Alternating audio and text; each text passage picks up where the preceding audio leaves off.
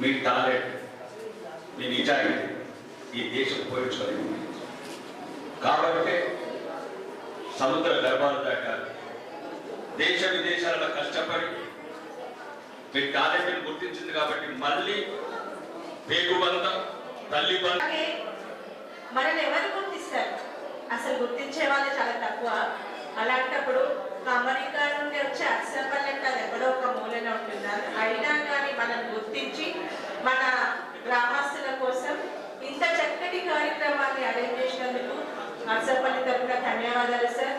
Sir మీరు మీ మాటల్లో మాకు అక్సపల్లి గ్రామం ఇంకా గ్రామం చేస్తున్నారు కాబట్టి మేము చూస్తున్నాం సార్ లైవ్గా. మరి మీ మాటల్లోనే ఇంకా ఇక్కడ ఈరోజు కార్యక్రమాన్ని ఉద్దేశించి డాక్టర్స్ క్యాంపు అలాగే బ్లడ్ డొనేట్ కూడా ఉంది, ఉద్దేశించి మాట్లాడవలసిందిగా కోరుచున్నాం. భారత్ మాతాకి భరతమాత ముందు బిడ్డలు ఎప్పుడైనా కానీ ఈ గడ్డ మీద జన్మించినందుకు మనం అదృష్టవంతులు. భారత్ మాతాకి ఈరోజు అర్సపల్లి గ్రామం కానిది కార్పొరేషన్ తెలంగాణ అమెరికా తెలుగు సంఘం సభ్యులు అంటే ఈ అర్సపల్లిలో పుట్టిన గ్రామాన్ని పెరిగిన గ్రామాన్ని మర్చిపోవద్దు అని మన పూర్వీకులు చెప్తా ఉంటారు. దానికి నిదర్శనంగా ఈరోజు మెగా హెల్త్ క్యాంప్ నిర్వహిస్తున్న విజయాన్ సొసైటీ సభ్యులకు ఈ కార్యక్రమానికి వేదిక మీద ఉన్న నా తోటి ఎమ్మెల్యే లక్ష్మణుడు గారికి, మేమిద్దరం రామలక్ష్మణుడు అందుకే లక్ష్మణ్ అంటారు, రాకేష్ రెడ్డి గారికి, వేదిక మీద ఉన్న సోదరిమణి ఎక్స్ మేయర్ ఆకుల సుజాత గారికి, టీటీఏ ప్రెసిడెంట్ నవీన్ రెడ్డి గారికి, అడ్వైజర్ కౌన్సిల్ విజయపాల్ రెడ్డి గారికి, ఎగ్జిక్యూటివ్ కమిటీ మోహన్ గారికి, భారతీయ జనతా పార్టీ నాయకులు వేదిక వద్ద రమేష్ గారికి, నవీన్ కు, సత్యనారాయణ మరియు అర్సపల్లి గ్రామస్తులందరూ కూడా ఈ శుభదినాన మీ అందరికీ శుభాకాంక్షలు, శుభాభినందనలు. నిజంగా చాలా శుభదినం ఇది. అదే నేను చెప్పినట్లు పుట్టిన గడ్డని మర్చిపోవద్దు అంటే మన గత చరిత్ర మర్చిపోకుంటే భవిష్యత్తులో మన అభివృద్ధిగా ముందుకు సాగుతుంది. దాని ఉద్దేశంగా ఈరోజు అర్సపల్లి గ్రామంలో నిర్వహిస్తున్న డాక్టర్ బృందానికి అందరికీ శుభాకాంక్షలు తెలియజేస్తూ రాకేష్ రెడ్డి గారు చాలా విషయాలు చెప్పారు.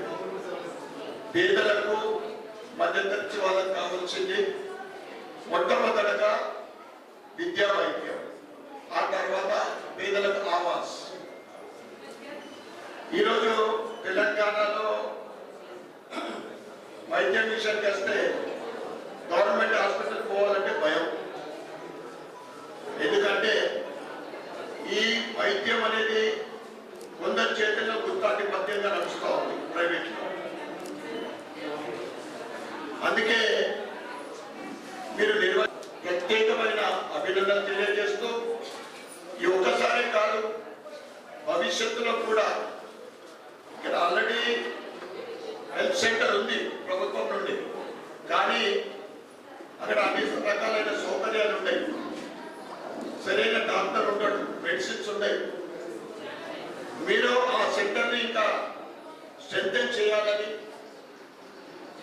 ముఖ్యంగా తర్వాత మనకు విద్య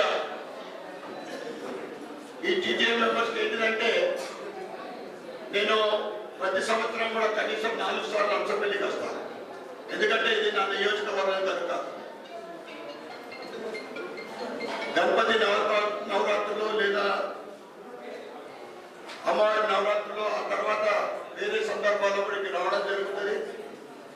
ఇక్కడ బ్రహ్మాండమైన గవర్నమెంట్ స్కూల్ ఉంది, స్ట్రెంత్ కూడా బాగుంది, స్టాండర్డ్ బాగుంది, కానీ అక్కడ వాళ్ళకు కొన్ని రిక్వైర్మెంట్స్ అవసరం ఉన్నాయి.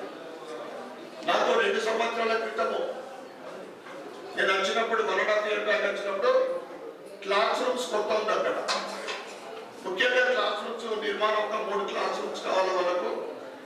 కూడా మీ డీటెయిల్ ద్వారా చేస్తే చాలా సంతోషంగా ఉంటుందని నేను తెలియజేస్తా ఉన్నా. దాంతోపాటు కొన్ని సౌకర్యాలు బాగుంది, టీచర్స్ టీం కూడా బాగుంది, రిజల్ట్స్ బాగున్నాయి అక్కడ.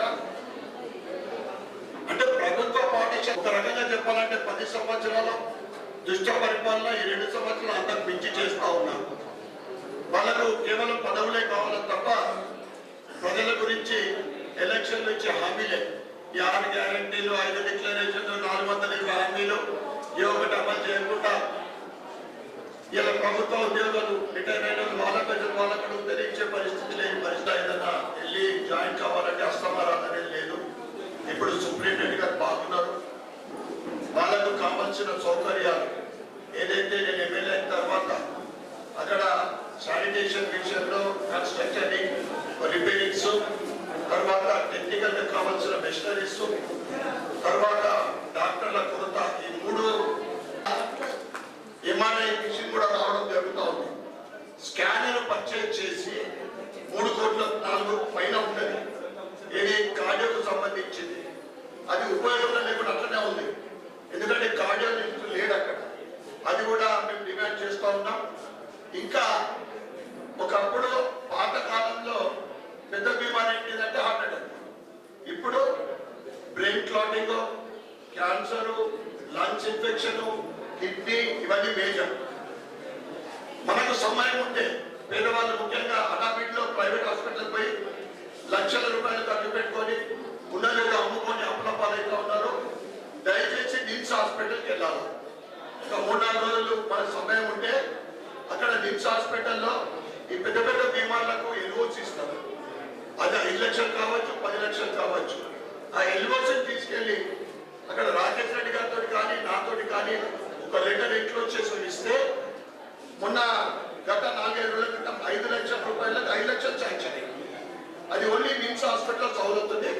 అందుకే పేదలు హడావిడిగా మనకు సమయం ఉండాలంటే హైదరాబాద్ వెళ్ళండి. మరి నిమ్స్ హాస్పిటల్ ఏంటిదంటే బెడ్ దొరికేటప్పుడు ఉంది. నా దగ్గర క్యాంప్ ఆఫీస్ లో ఎప్పుడు ఒక పర్సన్ పెడతా. ఇక్కడ గవర్నమెంట్ హాస్పిటల్కి ఏదైనా అవసరం ఉన్నా ఆ కాంటాక్ట్ ఉంటాడు. నిమ్స్ హాస్పిటల్ కూడా బెడ్ ఇప్పించే సౌకర్యం నేను చేస్తాను. నా వంతు నేను ప్రయత్నం చేస్తా ఉన్నా. ఈ రెండింటిని కూడా మీరు గమనించాల్సిందిగా. ఇక్కడ కూడా నిజామాబాద్ లో ఒక యువతికి యాక్సిడెంట్ తోటి బ్రెయిన్ క్లాట్ అయితే బయట కనీసం 3.5-4 లక్షల ట్రీట్మెంట్ బ్రహ్మాండంగా నిజామాబాద్ గవర్నమెంట్ హాస్పిటల్ ట్రీట్మెంట్ జరిగింది. బ్రహ్మాండంగా జరిగింది. ఇది వెరీ మళ్ళీ నార్మల్ అయింది. ఇవి 2 కూడా మీరు పేదలు ముఖ్యంగా మనకు 10వ తరగతి అప్పులు చేసుకోకుండా ఈ ట్రీట్మెంట్ కోసము నా క్యాంప్ ఆఫీస్ లో